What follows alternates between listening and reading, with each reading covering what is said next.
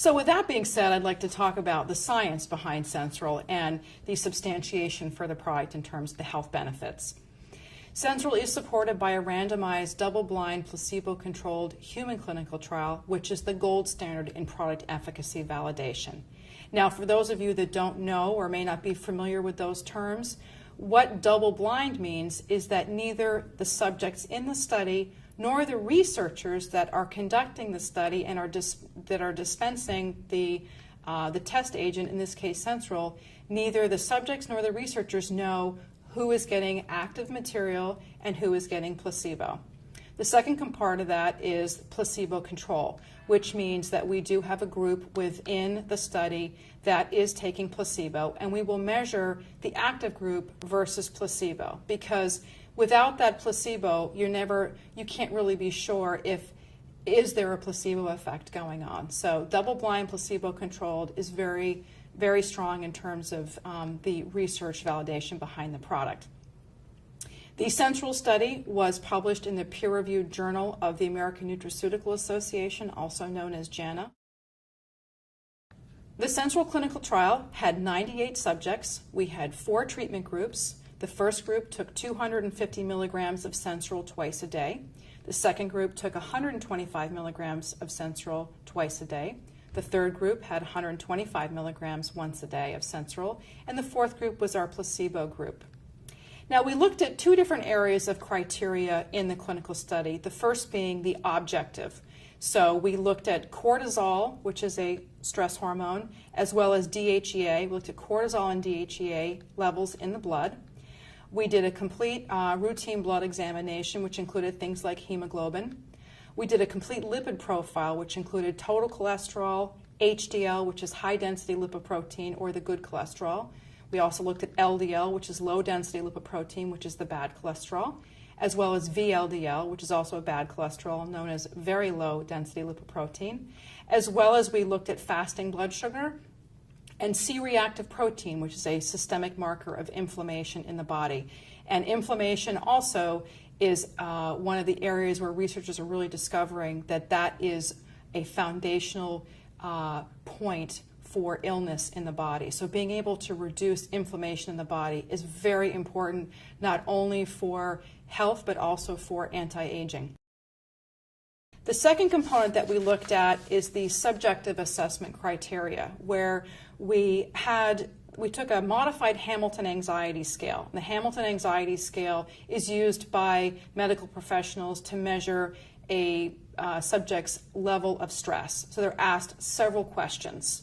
We just shortened the questionnaire just for practical purposes for this study. But we asked the participants in the study to fill out a modified Hamilton Anxiety Questionnaire at day 0, day 30, and day 60 of the trial.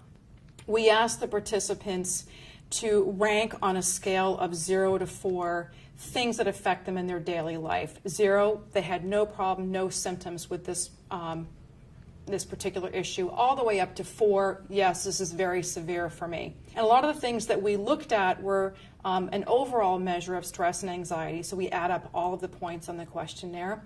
But we also looked at things like sleeplessness, memory concentration issues, fatigue, lack of energy, irritability, feelings of impending doom, which is a classic anxiety state, perspiration, palpitations, and dry mouth.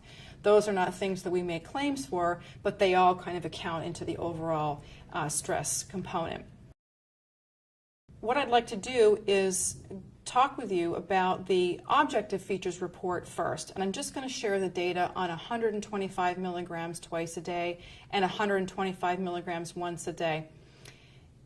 While it's okay for people to take 250 milligrams twice a day, it's really not necessary with Sensoril. And when you look at the data, you'll see, particularly with the subjective data, that all 3 of these dosages of Sensoril were virtually equi-effective when, compared with each other. But first, let's talk about the objective features, and we're going to talk about the 125 twice a day group. We had a 4.7% decrease in fasting blood sugar. We had a 9.5% decrease in triglycerides. We had a 9% decrease in LDL cholesterol. We had a 16.6% decrease in VLDL. we had a 36.6% decrease in C-reactive protein. We had a 24.2% reduction in serum cortisol, and we had a 32.2% increase in DHEA. While all of that information is very good and those health benefits are excellent, the two components I want to focus on is cortisol and DHEA, because it's really going to give you a very good idea of a physiological example of an adaptogen at work. Okay? So cortisol is a stress hormone that our body produces in response to stress. Cortisol does many things in the body that are beneficial, but it also does a number of things that can be very deleterious to the body. DHEA is a very positive hormone that's produced in the body that slows as we age. But DHEA is responsible for, among other things, metabolism, as well as how quickly we age. The relationship between DHEA and cortisol is a very close one. When individuals are under stress and their cortisol levels are elevated, their DHEA levels will be lowered because cortisol directly competes with DHEA in the body.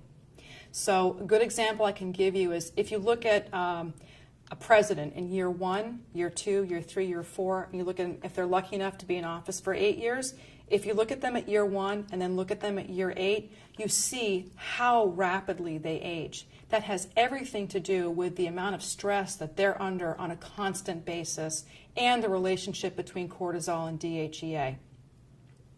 So when we look at this example here of the cortisol levels being decreased and the DHEA levels going up, again, that's a perfect physiological example of an adaptogen at work helping to bring the body back into balance, back into homeostasis.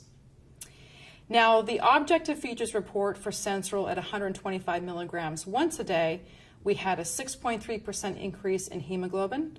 We had an 8.9% decrease in VLDL, again, very low density lipoprotein. We had a 31.6% decrease in C-reactive protein.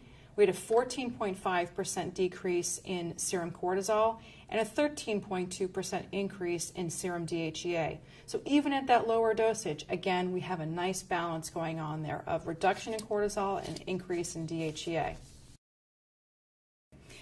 So now I'd like to talk about the subjective features. And while the objective features data that I shared with you is very compelling and that's very important for overall health, being able to reduce some of those numbers and increasing others, the subjective data is where I find the real excitement because it speaks to the experiential nature of the product, i.e. we get to see in a research setting how people feel, how their symptoms are reduced, and how much better they feel when they take Sensoril.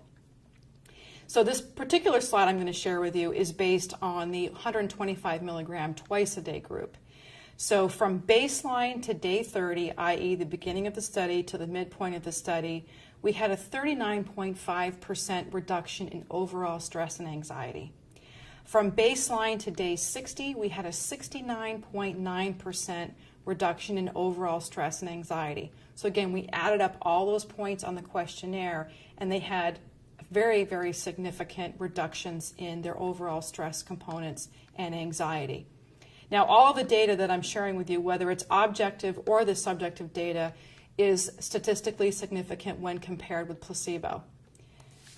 So the next slide I'd like to show you is the sleeplessness slide, and you will see here that this has all 4 of the treatment groups, including placebo. The y-axis, again, is 0 to 4. 0, it's not a problem for me, all the way up to 4. This is a really severe problem for me. We see the red line, which is placebo, has no change. We see the 250 milligram dose, which is the royal blue line, the 125 milligram twice a day dose, which is the green, and the 125 milligrams once a day, which is the gold. We see significant reductions in all 3 of those from baseline to day 30 to day 60. Now, at the end of the study, at day 60, all 3 of those treatment groups are pretty much right on top of each other. So again, they're equi-effective. We notice in the higher dosages, they tend to get there a little bit faster, but at the end of the day, they're all getting that benefit, all statistically significant. And what this also shows us is what we know about adaptogens in general, is that the benefits of adaptogens are cumulative in nature. The longer you take the product, the greater the benefit is going to be. Adaptogens are designed to be taken on a daily basis for the long term. The next one is fatigue, lack of energy. Again, we see very nice reductions in overall fatigue and lack of energy at day 0 to day 30 to day 60 with no change in the placebo group. The next one is in inability to concentrate. Again, a very strong area for Sensoril, and we see very significant reductions in inability to concentrate and memory issues. The next one is irritability. Again, not a lot I can say here except that we see highly significant reductions in irritability, and that one on the y-axis at the beginning of the study was at about 3.5 to 3.8, so it couldn't really get much higher. And by the end of the study, it was down to almost 0. So again, all 3 of those treatment groups significantly reduced irritability, which speaks to the mood enhancement benefits of the product. And the final one is feelings of impending doom, which always seems to elicit a response in people. But again, that's a very classic feeling or mood state for people that are anxious. And we had very significant reductions in overall feelings of impending doom. Now, the final 2 slides on the science I will show you is the exact same data. It's just being shown in a different way. So, for example, in the 125 milligram twice a day group, after 60 days, we had a 67.7% reduction in sleeplessness. We had a 79.3% reduction in fatigue, lack of energy. We had a 75.8% decrease in inability to concentrate, 57.1% decrease in forgetfulness, and a 76.5% decrease in irritability. So in the 125 milligram once a day group, we had a 71% decrease in sleeplessness. We had a 53.1% decrease in fatigue, lack of energy. We had a 50% decrease in inability to concentrate, a 48.1% decrease in forgetfulness, and a 71% decrease in irritability. So again, you can see very nice reductions in these overall stress and anxiety symptoms in both the 125 twice a day and the 125 once a day group.